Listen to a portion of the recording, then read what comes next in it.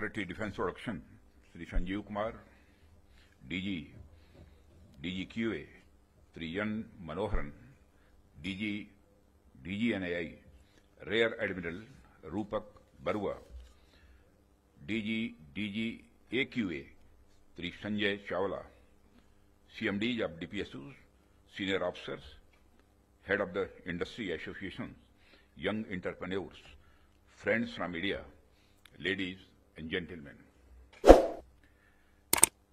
जिस समय secretary defence production welcome दे रहे थे तो उन्होंने आभार व्यक्त किया कि मैं इस कार्यक्रम में आप सबके बीच उपस्थित हूं। सच्चाई ये है, खैर उन्हें औपचारिकता पूरी करनी थी, पूरी की उन्होंने, लेकिन इस नेशनल क्वालिटी कॉन्क्लेव में आना मुझे बेहद अच्छा लगा है।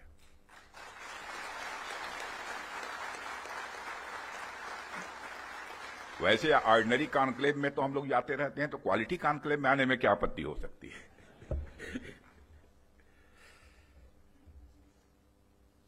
साथियों, सबसे पहले तो मैं हमारी आर्म्ड फोर्सेज ने कल जो कार्रवाई की है,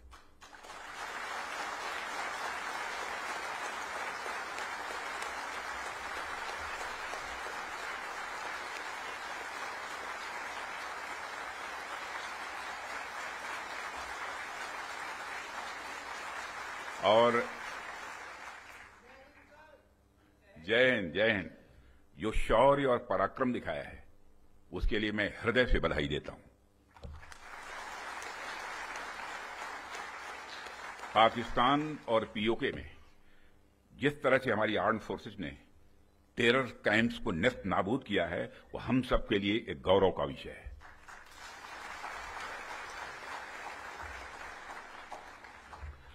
साथियों, आप सभी नेशनल क्वालिटी कॉन्क्लेव का आयोजन ये आपका चल रहा है। क्वालिटी की क्या भूमिका होती है, यह क्या रोल अदा करती है, इसका नमूना हमने कल देखा।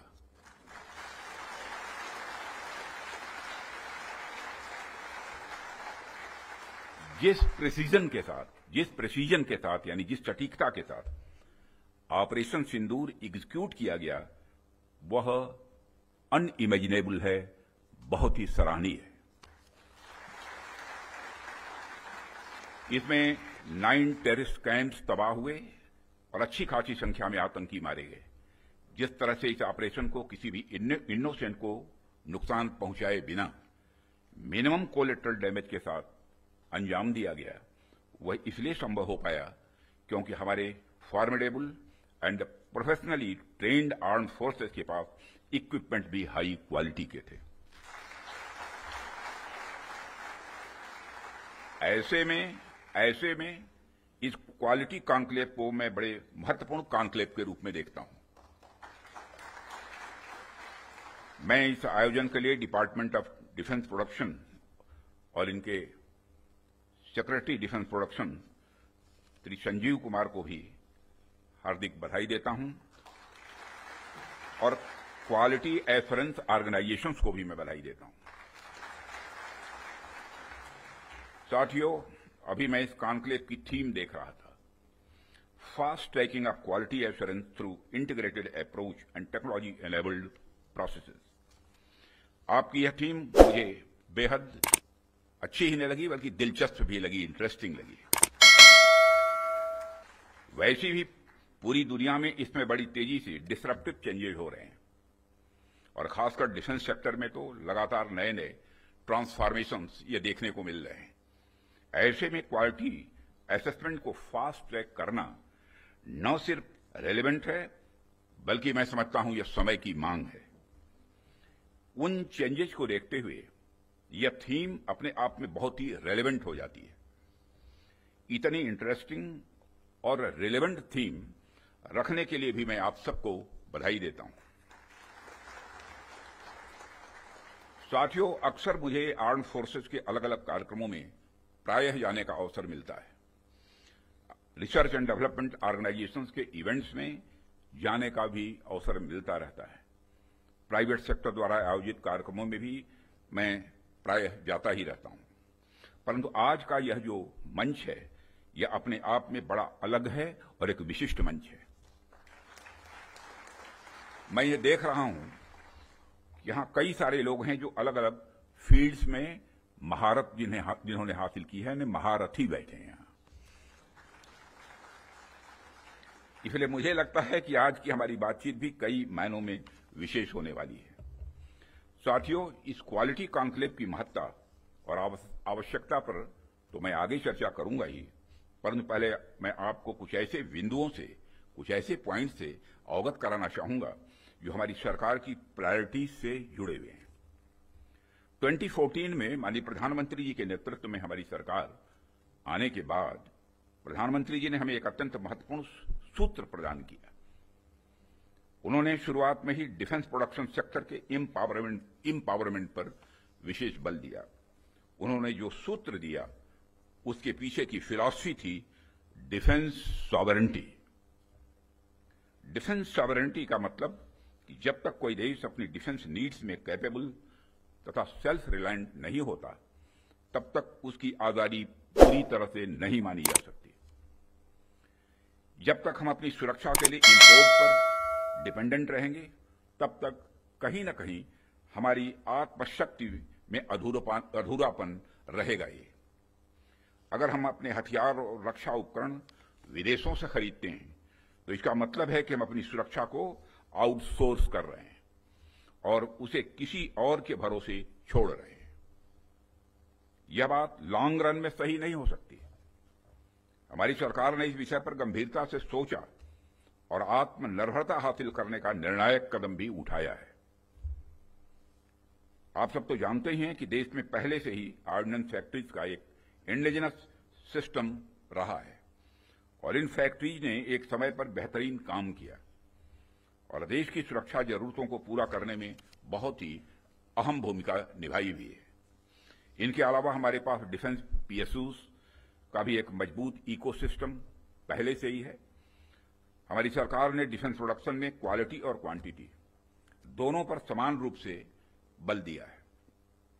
इसी दिशा में कई क्रांतिकारी कदम उठाए गए, जिनमें से कुछ महत्वपूर्ण कदमों का उल्लेख मैं यहां करना चाहूंगा। ऑर्डिनेंस फैक्ट्रीज का कॉर्पोरेटाइजेशन उनमें से एक अत्यंत महत्वपूर्ण कदम रहा है, जिसे हमने इंश्योर किया ताकि कम समय में ही डिफेंस प्रोडक्शन में व्यापक सुधार हो सके। यहां मैं ये जरूर बताना चाहूंगा कि ऑर्डिनेंस फैक्ट्रीज का कॉर्पोरेटाइजेशन हमारे लिए कोई बहुत सरल प्रक्रिया नहीं थी। इसमें अनेक जटिल प्रश्न थे और चैलेंजेज भी थे, परंतु हमने इसे इसलिए लागू किया क्योंकि यह एक अर्जेंट रिफॉर्म था। अब प्रश्न उठता है कि यह अर्जेंट क्यों था। इसका एक बड़ा कारण था क्वालिटी। आप सभी स्पेशलिस्ट के समक्ष मैं यह कह सकता हूं कि सरकार ने क्वालिटी को अपना प्रायोरिटी रिफॉर्म एजेंडा बनाया है। हमने क्वालिटी इंप्रूवमेंट को ही टारगेट करते हुए ऑर्डिनेंस फैक्ट्रीज का कॉर्पोरेटाइजेशन किया। तब से लेकर आज तक डिफेंस पीएसयूज ने लगातार सुधार किया है और कॉर्पोरेटाइजेशन के पश्चात क्वालिटी प्रोडक्शन को लगातार आगे बढ़ाने का प्रयास भी किया गया है और आज ये डीपीएसयूज इंटरनेशनली कॉम्पिटिटिव हो रहे हैं। आज ये अपने रिसर्च एंड डेवलपमेंट पर भी अच्छा फोकस कर रहे हैं। आज ये ऑर्गेनाइजेशन पहले से कहीं ज्यादा वाइब्रेंट और एक्सपोर्ट ओरिएंटेड हो रहे हैं। वैसे तो अभी कुछ कार्य बाकी है, पर मैं इतना जरूर आश्वस्त हूं कि जिस प्रकार पब्लिक सेक्टर में रिफॉर्म के लिए हम प्रयासरत हैं, वह हमें आने वाले समय में काफी अच्छे रिजल्ट्स देने वाला है। साथियों, पब्लिक सेक्टर के डेवलपमेंट के पीछे हमारा एक ही उद्देश्य भी रहा है कि एक healthy competitive private defence ecosystem का विकास किया जाए, जो अपनी क्वालिटी के माध्यम से देश की सुरक्षा को और अधिक मजबूत बनाए। जैसा कि हम सभी जानते हैं कि क्वालिटी को लेकर प्राइवेट सेक्टर की अपनी एक अच्छी खासी इमेज होती है। किसी भी क्षेत्र में प्राइवेट सेक्टर अपनी गुणवत्ता के लिए जाना जाता है। आज चाहे बड़े प्लेटफॉर्म्स हों या सिस्टम्स, एमएसएमईज हों या स्टार्टअप्स, हमने ऐसा प्राइवेट इंडस्ट्रियल बेस तैयार किया है जो देश के डिफेंस सेक्टर के विकास में सक्रिय भागीदार बन रहा है और उसे सशक्त कर रहा है। आज रिलीज होने वाले इंडस्ट्री 4 को भी मैं इसी संदर्भ में देख रहा हूं। यह निश्चित रूप से हमें स्मार्ट मैन्युफैक्चरिंग के एक ऐसे एरा में ले जाएगा जहां से हमारे लिए कई नए डायमेंशंस खुलेंगे। इसी तरह जो दूसरे मैनुअल्स आज रिलीज हो रहे हुए हैं, जो एमओयू साइन हुए हैं, उनको भी मैं इसी कंटेक्स्ट में देखता हूं। ये सभी प्रयास केवल सरकार के प्रयास नहीं हैं, बल्कि आप सभी का मिला जुला प्रयास इसमें शामिल है, इसीलिए यह संभव हो पा रहा है। साथियों, जैसा कि आप सभी जानते हैं, आज की दुनिया में सिर्फ प्रोडक्ट नहीं बल्कि एक मजबूत ब्रांड वैल्यू भी जरूरी है। जब मार्केट में असिमेट्रिक इंफॉर्मेशन फैली होती है, तब कंज्यूमर भ्रमित हो जाता है, कंफ्यूज हो जाता है। ऐसे में वही ब्रांड सफल होता है जो कंसिस्टेंट क्वालिटी और रिलायबिलिटी का भरोसा देता है। और यही कारण है कि हमें इंडियन डिफेंस इंडस्ट्री को एक स्ट्रांग और ट्रस्टेड ब्रांड बनाना ही होगा। इस संदर्भ में आज मैं आपसे एक महत्वपूर्ण अपील करने के लिए आप सबके बीच खड़ा हुआ हूं। यह अपील है एक मजबूत, वर्ल्ड लीडिंग और state of the art brand India का निर्माण।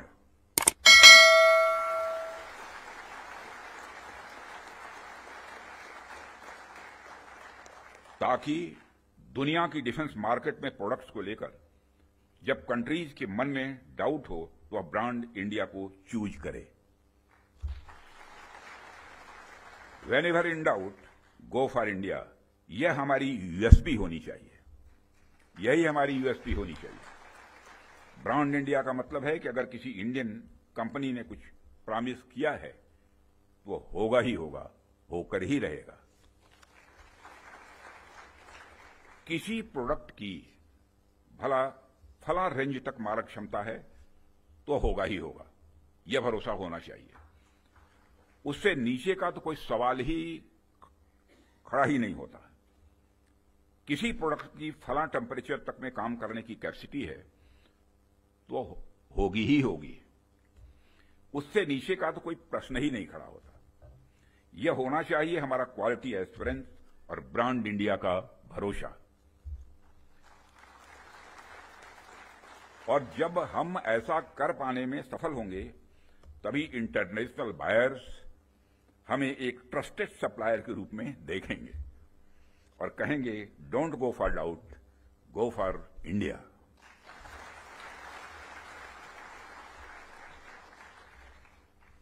साथियों, मैं समझता हूं कि इस दिशा में प्रयास करने का यह सबसे उचित समय है, क्योंकि इस समय जो परिस्थितियां चल रही हैं उसे आप सब देख रहे हैं।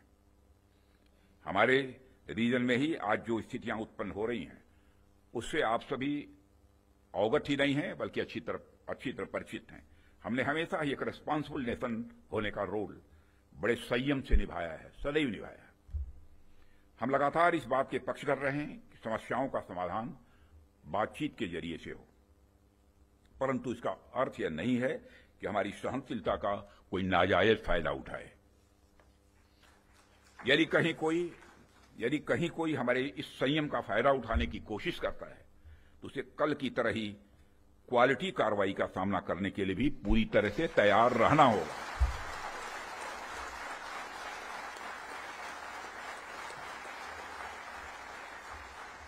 कल की तरह ही क्वालिटी कार्रवाई का सामना करने के लिए उसे तैयार रहना होगा। भारत की संप्रभुता की सुरक्षा में कोई भी हद हमारे लिए बाधा नहीं बनेगी, इसका मैं देशवासियों को भरोसा देता हूं। मित्रों, ऐसे रिस्पॉन्सिबल रिस्पॉन्सेस के लिए हम आगे भी पूरी तरह से तैयार हैं। और यदि हमारी यह तैयारी बनी हुई है तो इसमें आपका एक बहुत बड़ा रोल है, बहुत ही महत्वपूर्ण रोल है। इसके लिए मैं आप सबको बधाई देना चाहता हूं, आप सबकी मैं सराहना करता हूं। भारत का यह expanding defence industrial universe, Bharat का यह expanding defence industrial universe Bharat को एक अभूतपूर्व संबल प्रदान कर रहा है। और इसी प्रकार अगर हम आज के ग्लोबल सिनेरियो पर नजर डालें तो ग्लोबल ऑर्डर में हमें बड़े बड़े चेंजेस देखने को मिल रहे हैं। हमारे सामने कई अनसर्टेन डायमेंशंस ओपन हो रहे हैं। यूरोप से लेकर एशिया तक हर जगह कॉन्फ्लिक्ट्स बढ़ते जा रहे हैं। Ukraine Russia conflict, Israel Palestine tension और मिडिल ईस्ट अनरेस्ट ने यह साबित कर दिया है कि ग्लोबल स्टेबिलिटी आज अपने आप में बहुत ही फ्रेजाइल है। अभी पिछले कुछ समय से हमें यूरोपियन यूनियन और नाटो के सिक्योरिटी सिनेरियो में भी काफी हद तक बदलाव देखने को मिल रहा है। जो यूरोपियन यूनियन एक समय पर बड़े स्तर पर नाटो पर डिपेंडेंट था, वही यूरोपियन यूनियन आज बड़े स्तर पर रीअर्मामेंट की ओर तेजी से बढ़ रहा है। जाहिर सी बात है कि जब विकसित देश रीअर्मामेंट की तरफ बढ़ेंगे तो आर्म्स एंड इक्विपमेंट की डिमांड भी स्वाभाविक रूप से बढ़ेगी। बढ़ेगी क्या, बल्कि मैं यह कह सकता हूं कि यह डिमांड लगातार नई ऊंचाइयां छू रही है।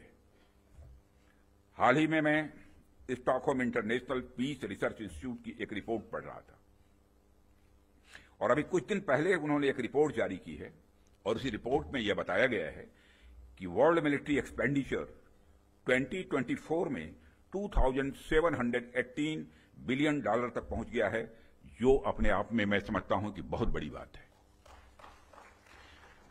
यदि मैं और मेरे कहने का अर्थ यह है कि चाहे डोमेस्टिक डिफेंस रिक्वायरमेंट हो या इंटरनेशनल, आज आर्म्स एंड इक्विपमेंट तथा डिफेंस प्रोडक्ट्स की रिक्वायरमेंट पहले से कहीं ज्यादा है और आपके द्वारा किए जा रहे प्रयासों से इस देश का जो डिफेंस मैन्युफैक्चरिंग सेक्टर है वह ब्रांड इंडिया फिलॉसफी के साथ विश्व में अपना सिक्का जमा सकता है। साथियों, ऐसा नहीं है कि यह बात मैं सिर्फ कहने के लिए कह रहा हूं, हमने पास्ट में ऐसा करके दिखाया है। यदि मैं आंकड़ों की बात करूं तभी 2024-25 के फाइनेंशियल ईयर में हमारा डिफेंस एक्सपोर्ट अप्रॉक्सीमेटली 24,000 करोड़ के रिकॉर्ड आंकड़े को पार कर गया है और यह हम सबके लिए प्रसन्नता की बात है कि हमने इस लक्ष्य को प्राप्त किया है। लेकिन हमें यहां पर रुकना नहीं है, हमारा लक्ष्य इससे कहीं अधिक बड़ा है और हमने निर्धारित किया है कि 2029 तक डिफेंस एक्सपोर्ट को कि इस आंकड़े को बढ़ाकर हमको 50,000 करोड़ तक ले जाना है और 2047 तक जब हम पूर्ण विकसित एक डेवलप्ड नेशन के रूप में खड़े होंगे, राष्ट्र बनेंगे, उस समय तब तक तो हमें दुनिया का सबसे बड़ा डिफेंस एक्सपोर्टर बनना है। लक्ष्य बड़ा होना चाहिए, तभी हम कुछ कर सकते हैं। इतने बड़े लक्ष्य की प्राप्ति के लिए बेहद जरूरी है कि हम अपने डिफेंस इक्विपमेंट की क्वालिटी को लेकर पूरी दुनिया में एक ट्रस्ट डेवलप करें, लोगों का दिल जीतें, लोगों का भरोसा जीतें। डिफेंस इक्विपमेंट का एक्सपोर्ट करने से पहले हमें इस ट्रस्ट को एक्सपोर्ट करना पड़ेगा।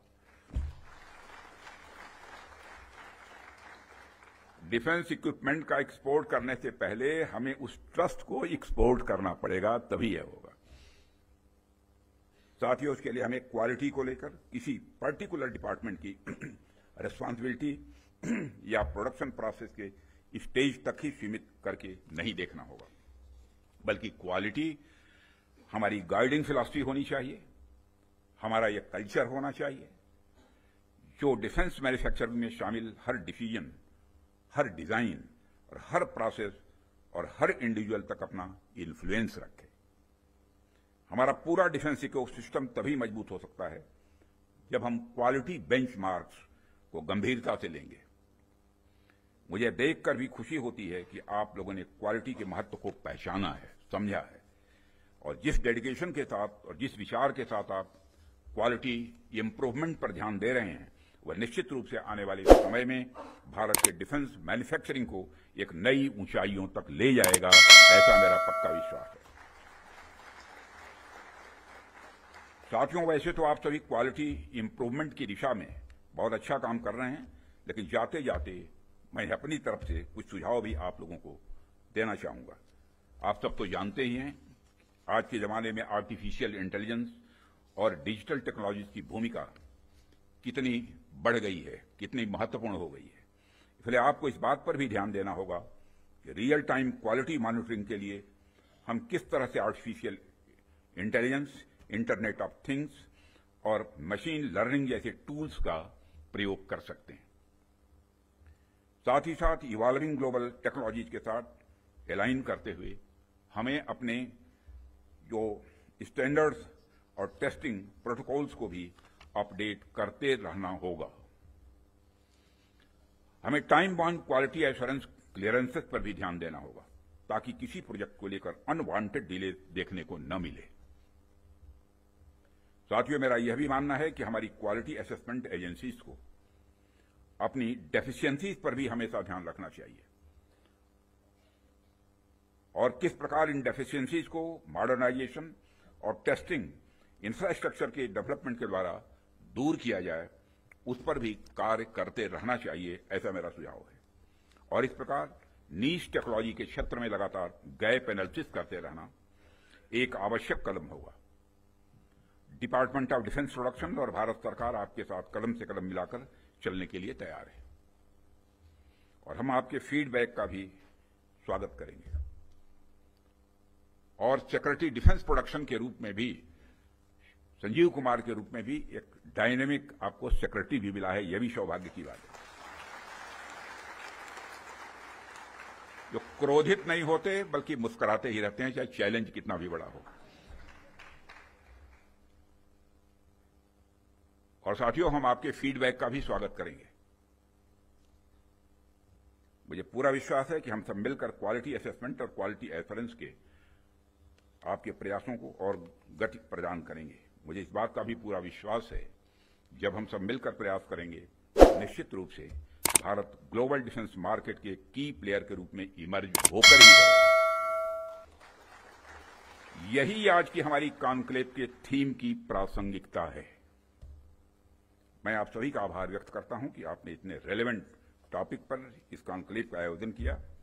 इस इनिशिएटिव्स के लिए आप सभी बधाई के पात्र हैं और इस कॉन्क्लेव की सफलता के लिए मैं हार्दिक शुभकामनाएं देते हुए अपना निवेदन समाप्त करता हूं।